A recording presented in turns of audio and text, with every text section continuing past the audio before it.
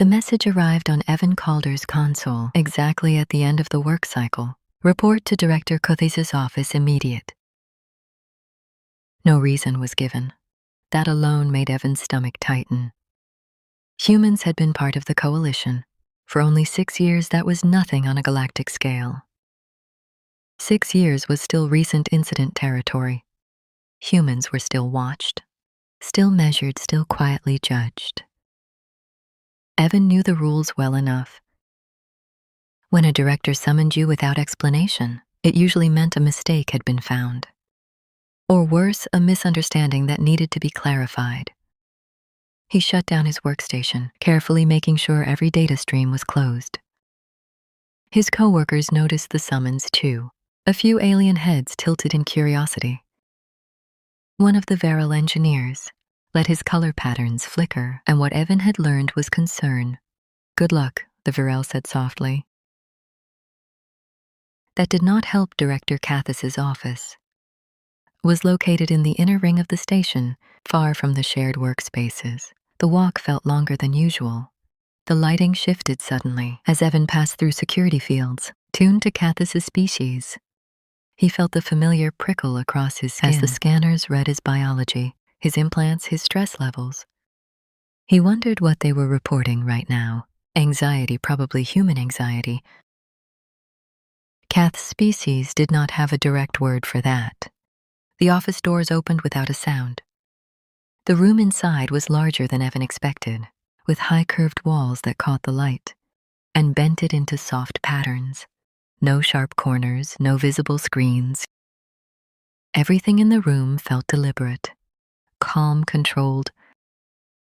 Kathas stood near the central window. Her back to him, she was tall. Even by human standards, her form slender and upright. Her skin shimmered faintly, not with color but with texture, like polished stone underwater. Her head was smooth, her eyes dark and reflective. Positioned slightly wider than a human's, she wore the simple insignia of a coalition director. No decoration, no excess. She did not turn around right away. "Enter," Evan called her, she said. Her voice was even carefully modulated, translated through the implant behind his ear into clean, emotionless English. He stepped fully into the room. Doors closed behind him. "Director," Evan said, keeping his tone respectful. "You asked to see me, yes." Still, she did not turn. Several seconds passed. Evan stood there, hands at his sides, trying not to fidget. Humans were bad at stillness. He knew that he had been told that more than once. Finally, Cafes turned to face him. Her gaze settled on him with full attention, not the partial awareness she usually used during meetings. This was focused studying. "Before we continue," she said, "this meeting is not being recorded." Evan blinked. I'm sorry." She lifted one long finger and tapped the air. Evan felt a slight pressure behind his eyes as his implant confirmed it. No recording, no monitoring. Even the station's passive sensors were blocked. That was not normal, this meeting. Kothas repeated, "Is not about your work performance." Evan's first reaction was relief. His second was confusion. His third was fear. "Okay," he said carefully. "Then what is it about?" Kathas considered him for a moment longer, as if deciding how to arrange her words. "It is about you," she said. "And a concept you carry that I do not." Evan swallowed. "I'm not sure I understand." "That is expected." She gestured toward one of the curved seating structures. It slowly reshaped itself into something that vaguely resembled a chair. "Sit," she said. Evan hesitated for half a second, then obeyed. He perched on the edge, back straight. Trying to look calm, he was very aware that he was alone in a sealed room with one of the most powerful beings on the station. Kathas did not sit. She remained standing, hands folded behind her back. 4 or 3 rotation cycles. She said, "I have observed an irregularity in my cognitive processes." Evan frowned slightly, an irregularity, yes. She stepped closer, not aggressively, but with purpose. My species does not experience emotional fluctuation. As humans define it, our decision-making is stable, predictable, efficient. Evan nodded. He had read the files. Everyone had, however. Kalfas continued, since your assignment to my division, that stability has been compromised. Evan's heart skipped. Director, if I've done something wrong. You have not, she interrupted. That is the problem. She tilted her head slightly. Evan had learned that was her species' equivalent of focus. You perform your duties within acceptable parameters. You exceed expectations in adaptability. But that is not the source. She paused. The source, she said, is interaction. Evan stared at her. Interaction. Yes, casual conversation. Unscheduled dialogue. The manner in which you speak when not required to. He thought back to all the times he had chatted. During data reviews, made small jokes. Asked how her cycle was going, even though he knew she did not experience time, the same way he had assumed she tolerated it. Because humans were human. I don't mean to be inappropriate, Evan said quickly. I know humans can be informal. If that's an issue, I can adjust. That will not be necessary. Kathis said. She stepped closer again, until she was standing directly in front of him, not invading his space, but near enough that Evan became acutely aware of her presence. Evan called her, she said. What does the word lonely mean? The question hit him harder than any accusation could have. He opened his mouth, closed it. Opened it again. Lonely, he repeated. Yes, her eyes did not blink. Her voice did not change. It appears frequently in human communication, not only in speech but in art, entertainment, and historical records. Yet, it does not correlate directly with physical isolation. Evan let out a slow breath. That's a big question. He said, I have allocated sufficient time. Kathis replied. He rubbed his hands together once, then stopped himself. Okay. Lonely is when you feel like you're not connected to anyone, even if you're surrounded by people. Kathis processed that. Evan could almost see the calculations happening behind her eyes. So it is a perception, she said. Not a condition, yes. Kind of, it's the emotional. She tilted her head again. My species does not experience that, she said. Yet recently, when I returned to my quarters, there is a silence. It is not auditory. It is not inefficient, but it is uncomfortable. Evan's chest tightened and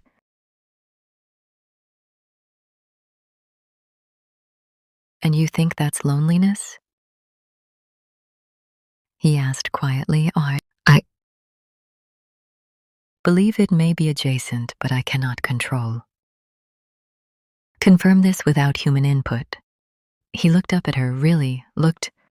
For the first time, he did not see a director or an alien authority figure.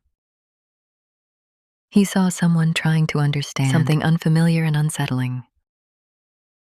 That's why you called me, he asked. Yes. Not a psychologist or a cultural liaison. Kathas paused. You were selected because the effect is strongest in your presence.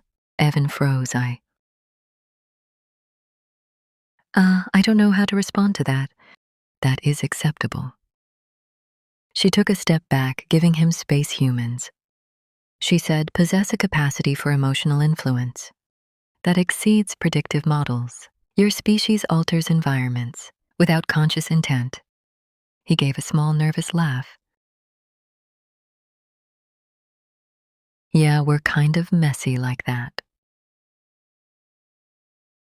That is an imprecise description, Coffee said then, after a brief pause, but not inaccurate. Silence settled between them. Not the uncomfortable kind this time, but something quieter, thoughtful. I don't want to cause problems, Evan said finally. If my behavior is affecting you in a negative way, it is not negative, Kathis said immediately. Her response was faster than before. Less calculated, it is unfamiliar. Evan nodded slowly. That's usually how it starts. He said what starts change. Carthage studied him again, longer this time. This meeting, she said, is not concluded. Evan's pulse quickened. I will require further discussion. She continued, not as your superior, but as an individual seeking understanding. He hesitated. Is that allowed for now? She said it is necessary. The lights in the room shifted slightly, signaling the end of the formal cycle. You may return to your duties. Katha said we will speak again. Evan stood, legs a little unsteady. Yes, Director. As he turned toward the doors, her voice stopped him. Evan called her. He looked back. Thank you. She said. The doors opened.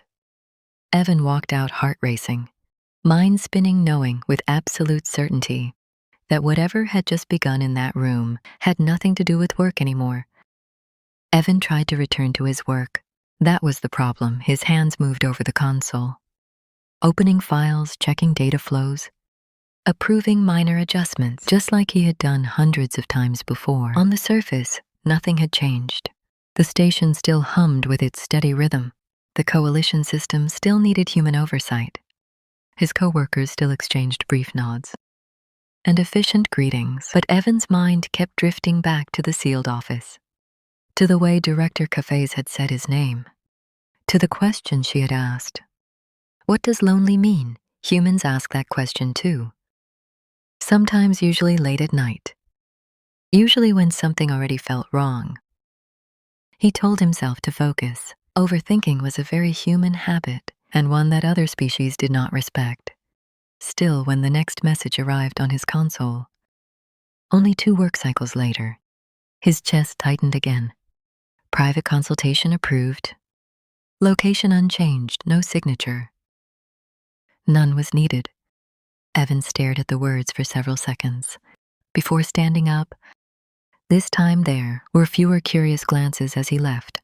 News traveled fast on a station like this.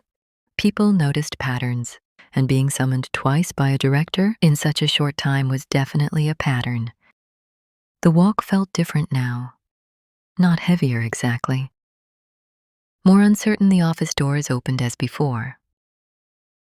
Silent and smooth, Kothos was already inside. Standing near the central table, this time the room looked the same. But Evan noticed small changes. The lighting was warmer.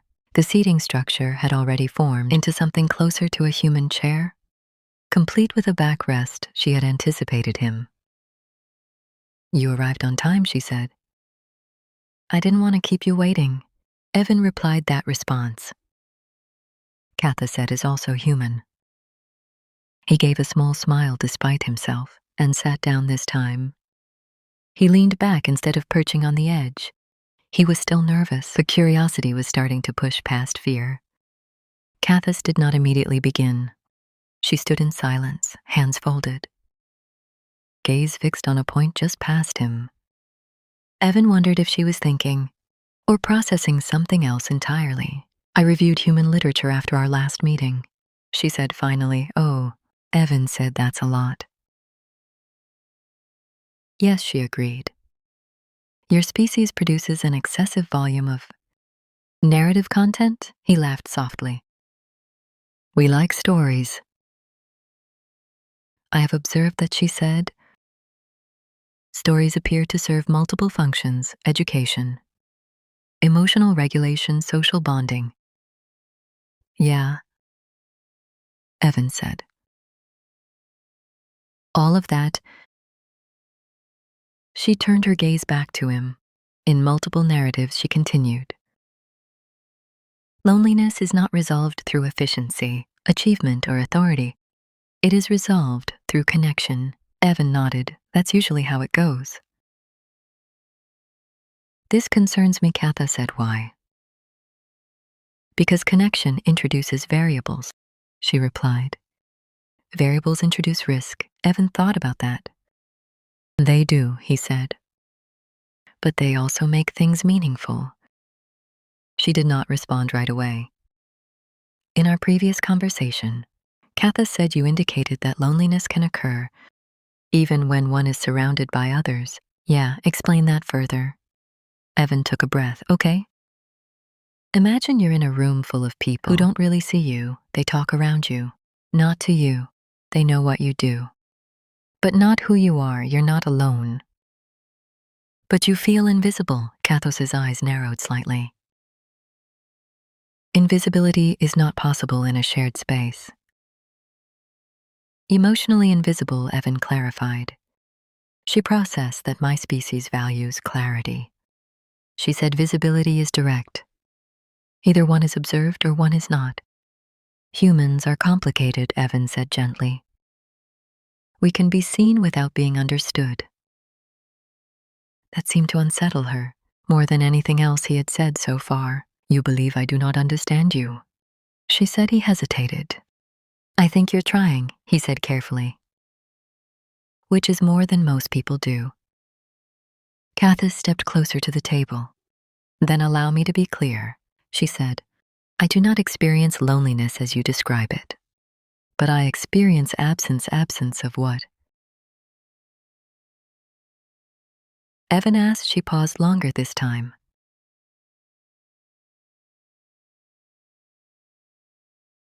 Resonance, she said. Evan frowned slightly. Resonance. When I speak with you, she continued, my thoughts do not remain static. They reflect, they return altered. That does not occur with others. Evan felt a strange warmth in his chest. That's kind of what conversation is supposed to do. For humans, she said. Not for us, she straightened. This has led to inefficiencies. Kaufman said, I find myself delaying decisions to continue dialogue, replaying previous interactions, anticipating future ones. Evan blinked. You think about our conversations when I'm not there. Yes, he let out a quiet laugh, then stopped when he saw she was not joking. Is that bad, he asked. I do not know, she said. That is why you are here. Evan rubbed the back of his neck. Look, I'm not an expert. I don't have all the answers. But from a human point of view, where that sounds like you're forming a connection. She looked at him intently. Define connection. Connection is when someone matters to you, Evan said. When their presence changes how you feel or think. When you'd notice if they were gone, silence followed. Would you notice if I were gone? Kathis asked. The question was quiet, direct. Not a test, Evan answered honestly. Yeah. I would. Her gaze sharpened. Why? Because you challenge me, he said. You make me think differently, and because you listened. Kathy's turned slightly away, as if considering the window, but not really looking at it. That response, she said, does not align with hierarchical logic. No, Evan agreed. It doesn't. She turned back. Does connection always lead to emotional dependency? She asked. Not always. Evan said it can, but healthy connections usually involve choice. Respect boundaries. Boundaries, she repeated. Lines people agree not to cross. Evan explained they help keep things safe. She considered that humans establish boundaries, even when no formal rule requires them. Yeah, why? Because we're aware of how easily things can get complicated, Evan said. Her eyes stayed on his. Are things becoming complicated now? She asked. His heart skipped just a little. I think, he said slowly. They could if we're not careful. Carther seemed to accept that answer. Then let us be careful, she said. She stepped back and for the first time, sat down opposite him. The chair shaped itself to her form. "This is not an interrogation," she said. "It is an exchange." Evan relaxed slightly. "Okay, I will ask," she continued, "and you may decline to answer. That's fair. What do humans do?" She asked when they recognized loneliness in another. Evan thought about it, about late-night calls, about sitting beside someone without speaking, about small gestures that mattered more than big solutions. "They show up," he said. "Explain they're present." Evan said they don't always fix the problem. They just make sure the person isn't facing it alone. "Kathis absorbed that you are present now." She said yes. "That is a choice," she nodded. "It is." She leaned back slightly. "This presence," she said, "reduces the discomfort." Evan smiled softly. "That's connection working." She studied him again, and this time there was something different in her gaze. Not confusion, not analysis, recognition. "This dynamic," Kathis said, "is not listed in coalition protocols. Human specialty," Evan said lightly. She did not smile, but something about her posture softened. "Then we will proceed without protocol," she said. Evan raised an eyebrow. "You sure that's wise?" "No," she said. "But it is necessary." The light shifted again, signaling the end of the private cycle. "You may go," Katha said. For now, Evan stood director. He said, then hesitated. "Kaufus." She allowed it. "If you ever feel that absence again." He said, "You don't have to analyze it alone." She held his gaze. "I will remember that," she said. As Evan left the office for the second time, he realized something important. Humans did not change the galaxy by force. They did it by sitting across from someone powerful, asking nothing and offering presence instead. And that kind of influence was far more dangerous and far more hopeful than anyone had predicted. The third meeting did not come by message. It came by silence. Evan noticed it. During the work cycle that followed, his second visit to Kathis's office, usually even when she did not speak directly to him, there was a sense of oversight. Requests passed through her division. Decisions carried her imprint. The system felt guided. This time, it felt paused. He checked the logs twice, then a third time. Several approvals that normally required her confirmation were delayed, not denied, not questioned, simply waiting. That worried him more than a summons would have. Humans were used to uncertainty, but Kathisis was not the type to leave processes unfinished. That kind of delay suggested internal conflict or reconsideration. Near the end of the cycle, Evan found himself staring at the empty message field on his console. He had not been called in. He had not been dismissed either. For the first time since joining her division, he felt unsure of his place. That feeling was uncomfortably familiar. Loneliness did not always come from being alone. Sometimes, it came from being unsure if you still mattered. He almost laughed at himself for thinking that way. He was projecting. That was another human flaw. He stood up, stretched, and told himself to stop assuming meaning where none had been stated. That was when the lights above his station dimmed slightly.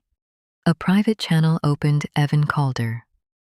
Kothis's voice said, not formal, not cold, just his name. "I am in observation chamber 3. She continued, "If you are available." He was already moving. The observation chamber was not an office. It was a quiet space, built into the outer curve of the station, designed for reflection rather than work. Large, transparent panels revealed the slow movement of stars. Beyond the shielded glass, no consoles. No data streams, just space and silence. Katha stood near the window when Evan arrived, her hands clasped behind her back as before. But her posture was different, less rigid, as if she were not fully certain where to place herself. You didn't call it a meeting. Evan said gently no. She replied. This is not one. He stepped closer, stopping at a respectful distance. Are you all right? He asked. She did not answer immediately. I have been evaluating boundaries, she said instead. Evan nodded. That can be uncomfortable, yes.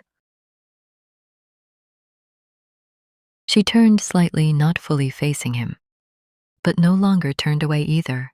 In my culture, Katha said, roles define interaction, authority removes ambiguity.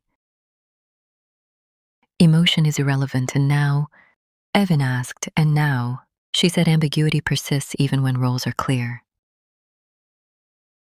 He considered that. That's because roles don't cover everything, he said. Especially when it comes to people. She looked at him then directly. You are still my subordinate, she said, and yet when I seek understanding, I think of you first.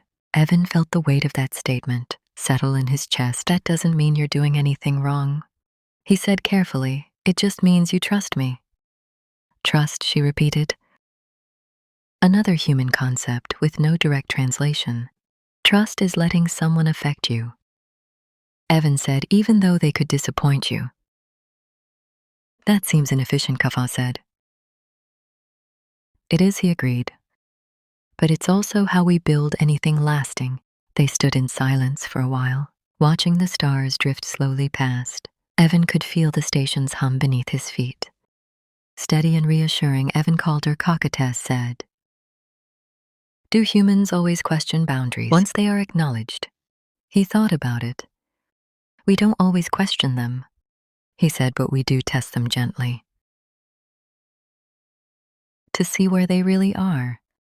And if the boundary is unclear, then things get complicated, Evan said, which is why we talk about it. She nodded slowly. That is why I asked you here, she said, to speak clearly. She turned fully toward him. Now I must understand something, she said.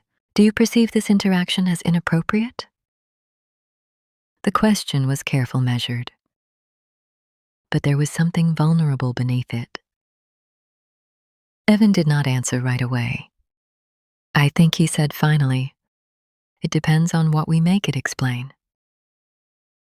If this stays about understanding, respect and choice, he said, then it's okay. If it starts to ignore power differences or pressure or expectations, then it's not. Kathas has considered that deeply. You feel no pressure now? She asked. No. Evan said, I feel invited. She seemed to relax slightly at that. That distinction is important. She said yes. Evan replied, it really is. They returned their attention to the stars. I observed human recreational media, Kathas said after a time specifically. Narratives involving authority figures and subordinates. Evan winced. Ha ha ha. That can go very wrong, yes. She agreed, they often do. Those stories are usually warnings, Evan said, not instructions. That aligns with my conclusion. She said, they demonstrate consequences of unexamined imbalance. He smiled faintly. Humans learn by messing up and then telling stories about it. That too is inefficient, she said, but effective, Evan replied. She inclined her head slightly, acknowledging the point. There is another concern.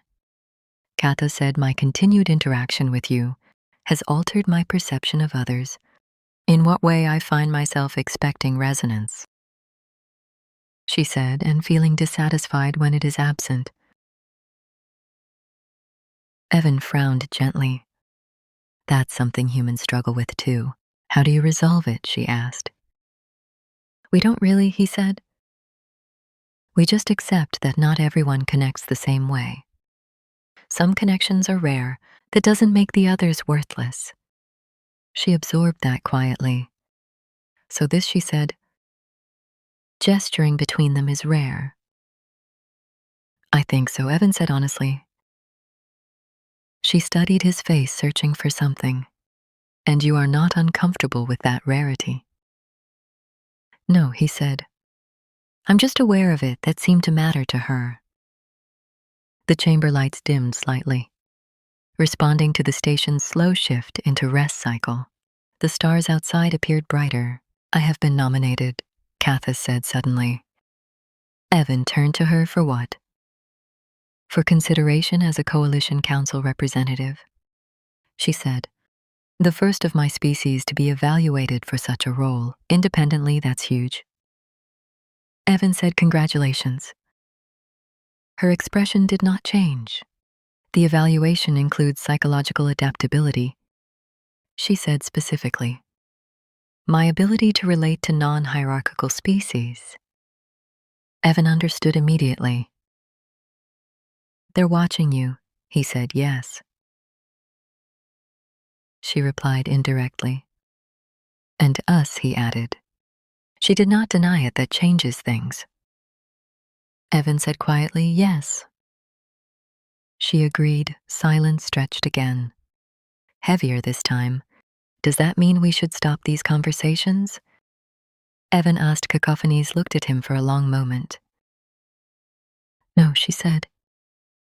It means we must understand them more clearly. Transparency, Evan said, precisely. She stepped closer to the window, and Evan joined her. They stood side by side now, not facing each other but sharing the same view. If I am to represent the Coalition, Kathis said, I must understand humanity beyond data and models. And if you don't, Evan asked, then I risk making decisions that are technically sound, she said, and profoundly wrong. Not in himself, but in his species. We're not easy to understand, he said, but we're worth the effort. She glanced at him. You believe that strongly? I do, he said. Even knowing humanity's flaws. Especially knowing them, Evan replied. Cafes nodded once this interaction. She said, we'll continue. Evan met her gaze. On what terms? Mutual consent, she said. Clear boundaries? And the understanding that either of us may end it at any time. That's very human.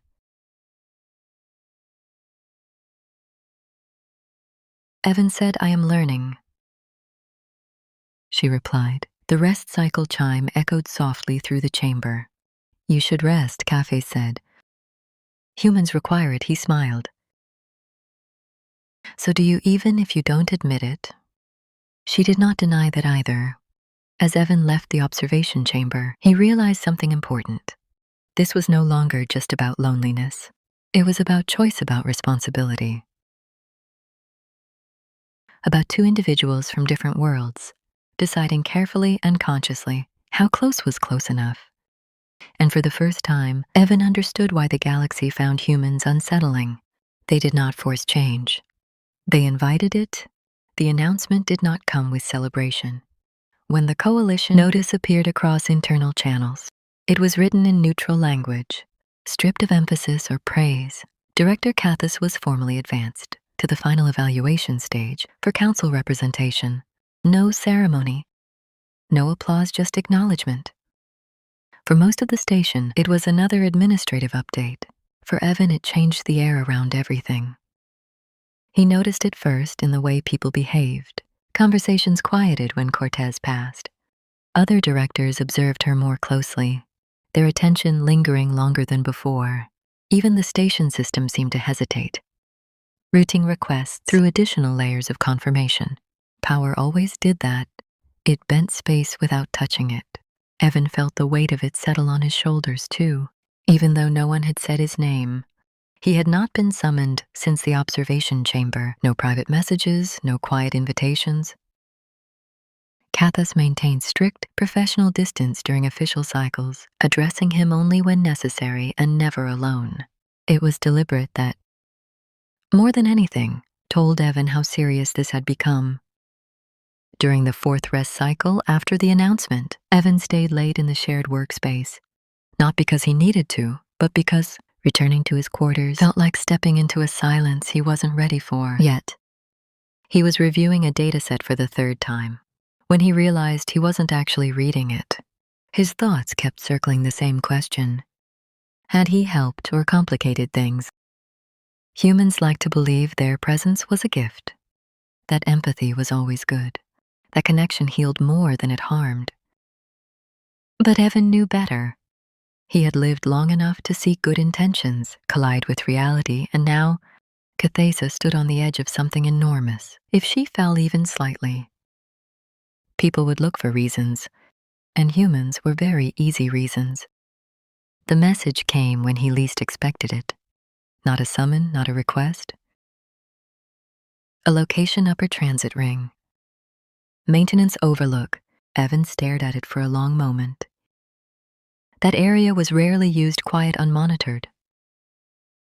He shut down his console and stood. The overlook was dim lit only by emergency strips and the distant glow of stars bleeding through reinforced panels. Evan found Katha standing near the rail, her outline framed by the vastness beyond the station. She did not turn when he approached. "I did not call this a meeting." She said, "I know." Evan replied, "Nor is it sanctioned." "I figured." Silence settled between them, deep and steady. "Huh?" "They are evaluating me continuously now." Hotha said, "Every decision. Every delay, every deviation from norm." Evan nodded. "That's what happens when people think you matter." Her head turned slightly. "You say that as if it is undesirable." "It can be," he said, "when it stops you from being human or yourself." She faced him. "Then I'm not human." She said, "No." Evan agreed, "But you're still a person." That word lingered between them. "I have reviewed the assessments." Katha said they seek evidence of adaptability, of empathy, of relational capacity, and yet she continued. Too much evidence of such traits would be considered destabilizing. Evan exhaled slowly. "They want you to change, but not too much." "Yes, that's unfair," he said. "That is governance," she replied. They stood side by side, looking out at the stars again. "I have been careful," Katha said. "Deliberately distant, I have limited our interaction to avoid misinterpretation." "I noticed," Evan said softly. "Did it trouble you?" He thought about it, about the quiet, about the absence she had named. "Yes," he said honestly. "But I understood why." She inclined her head slightly. "That matters." Another pause, Evan called her.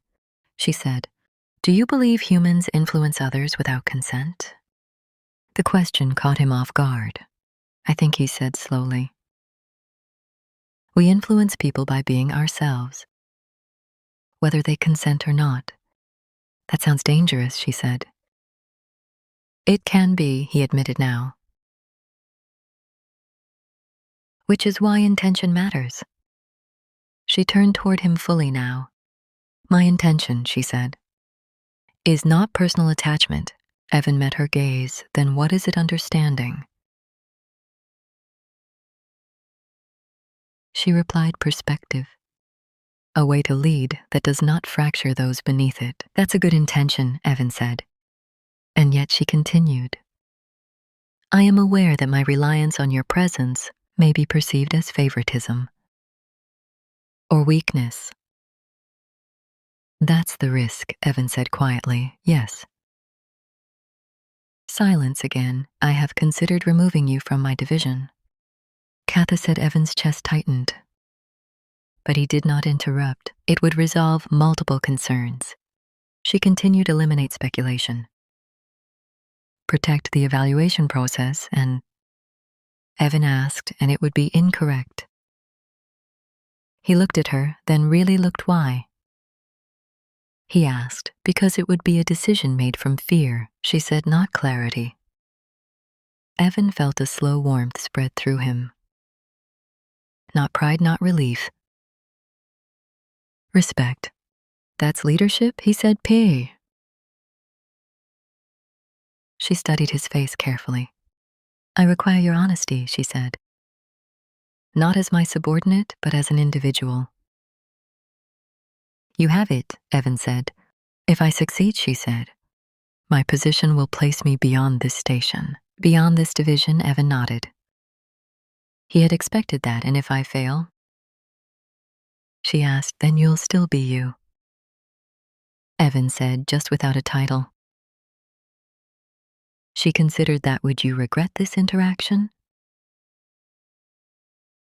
She asked. He answered without hesitation, no. Even if it cost me the position. Evan paused then. Not long, just enough to choose his words carefully. I would regret being the reason you doubted yourself, he said, but I wouldn't regret helping you understand something real. Her eyes darkened slightly, reflecting the stars. That answer, she said, is unacceptable by coalition standards. Good thing I'm human, Evan replied. For a brief moment, so brief it could almost be imagined. Something like amusement passed across her features. There is one more matter, Katha said. She reached into the space between them and activated a small field. A privacy veil bloomed softly around the overlook, isolating them from the rest of the station. Is that safe? Evan asked. Yes, she said, and temporary. She faced him fully, now posture straight. Voice steady, if I'm appointed. She said, I will need a human advisor, unofficial. Unnamed, one who understands connection without exploiting it. Evan's breath caught. You're asking me? He said yes. That's dangerous, he said. It is, she agreed. Why me? He asked quietly. Because you do not seek influence, she said, and because you are willing to walk away if necessary. Let that settle if I say no. Evan asked, then nothing changes. She replied, and I will accept that choice again. Humans always came back to that. I won't say yes right now. Evan said that is acceptable. But I won't say no either. He added. Kothis nodded. Once that is honest, the privacy field faded. You should rest, she said. Tomorrow will require clarity. Evan turned to leave, then stopped. Kathis. He said yes. No matter what happens, he said, you didn't lose yourself trying to understand others. That matters. She held his gaze to humans. She said, and to anyone worth following. Evan replied. As he walked away from the overlook, Evan realized something he had not expected. The galaxy did not fear human strength. It feared what happened when humans reminded powerful beings that leadership was not about standing above others, but standing with them long enough to listen. The final decision came quietly. There was no station-wide alert, no formal gathering, no visible shift in routine. Just a small update in the coalition registry that most beings skimmed past without thought. Director Cafes was confirmed as a council representative. For the galaxy, it was history. For Evan, it was a moment that arrived while he was adjusting a data filter and almost missed it entirely. The confirmation appeared on his console, embedded in a long stream of routine notices. He read it once, then again. Then he sat back in his chair and let out a slow breath he hadn't realized he was holding. She had done it not by force, not by bending herself into something unrecognizable, but by standing exactly where she was and refusing to retreat from understanding. The station felt different after that. Even though nothing physical had changed, people moved with a new awareness, as if the space itself had learned something and was still processing it. Conversations carried a careful edge. Decisions took on more weight. And Cathis was everywhere and nowhere at once. Her schedule was full. Her presence was demanded across layers of governance that stretched far beyond the station.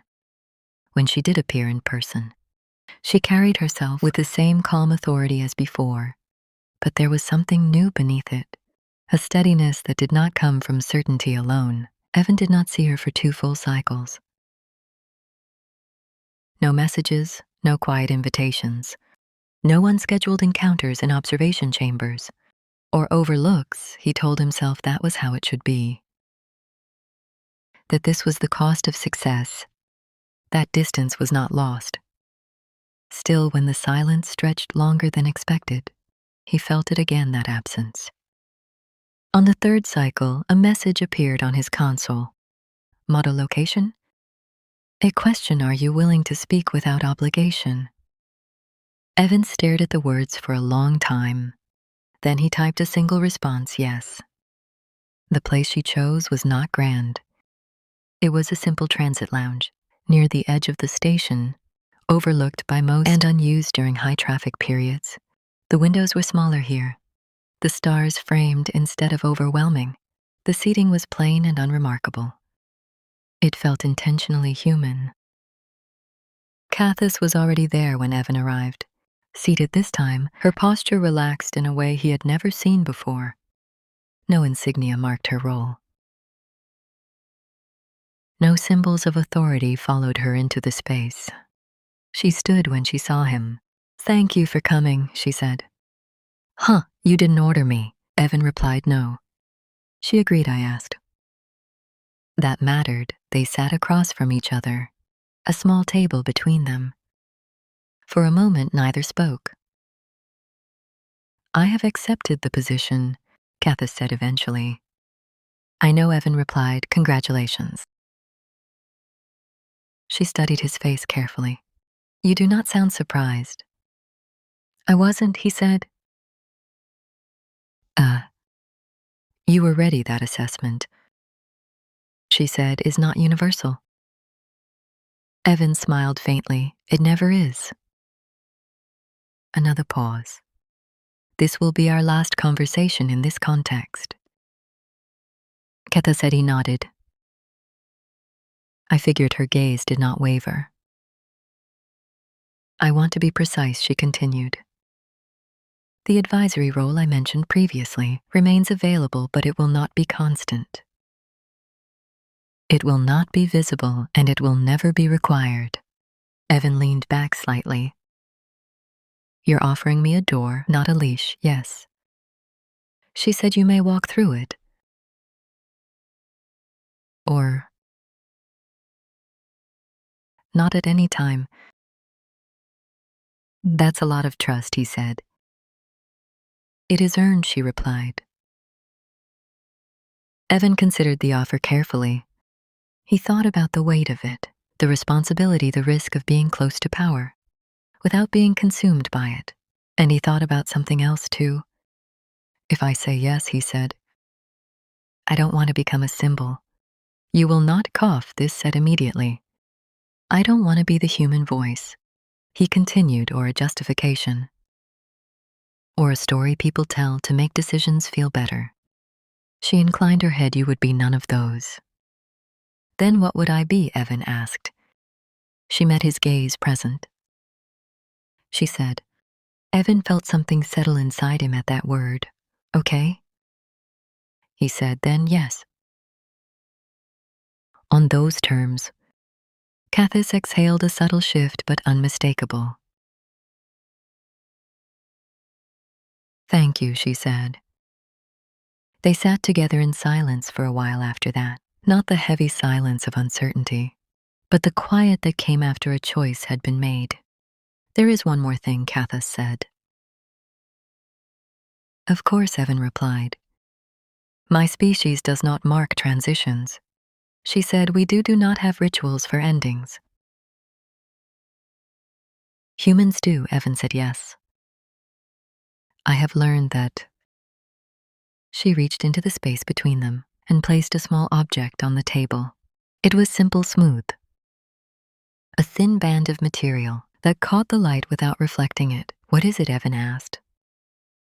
A personal marker, she said. Not a title, not a command. A reminder of what? That connection does not weaken authority. She said it refines it. Evan picked up the band carefully. I'll keep it, he said. That is all I ask. The station's cycle chime echoed softly, through the lounge signaling a shift in activity. Time moved forward as it always did. I will be leaving this station soon. Kata said my duties will take me beyond it. I know, Evan replied. Will you remain? She asked. For now, he said. Someone has to keep the systems from falling apart. She considered that, then nodded. Then this is not a farewell. She said only a change in distance. Evan smiled. Humans are good at those. She stood and he stood with her. Evan called her, she said, using his full name one last time. You changed nothing by force. Good, he replied. I was worried I did. You changed perspective, she said. That is more difficult and more lasting. She turned to leave, then paused. And Evan, she added. Yes, you were never invisible. Then she was gone, moving back into the flow of the station, into a role that would shape decisions across worlds. Evan remained where he was for a few moments longer, the small band resting in his palm. Around him, the station continued as it always had. People walked, systems hummed. Life went on, but something fundamental had shifted. Not because humans had proven they were the strongest, not because they were the smartest, but because once again, they had done what they always did best. They sat with someone powerful. They listened, they offered presence instead of pressure, and in doing so, they reminded the galaxy of something it had forgotten. That the future was not built by standing above others, but by choosing again and again to stand beside them,